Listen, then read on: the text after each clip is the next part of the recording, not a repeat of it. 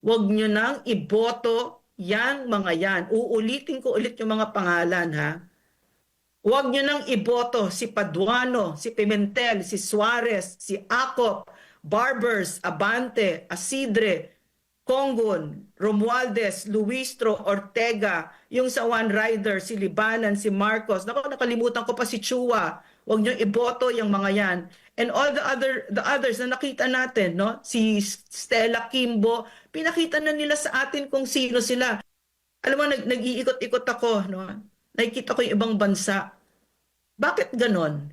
Bakit for instance sa Japan, just a whiff of a scandal, nagre-resign ang public official. Wala pa siyang ninakaw nun, ha?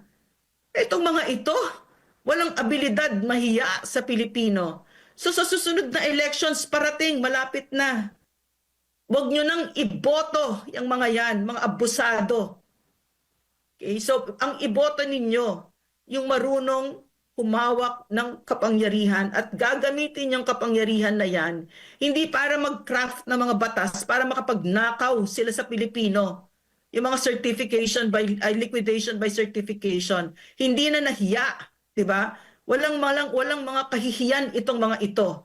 So, napakahalaga, no? Ayun ang itinuturo ng for instance ang Japan sa atin.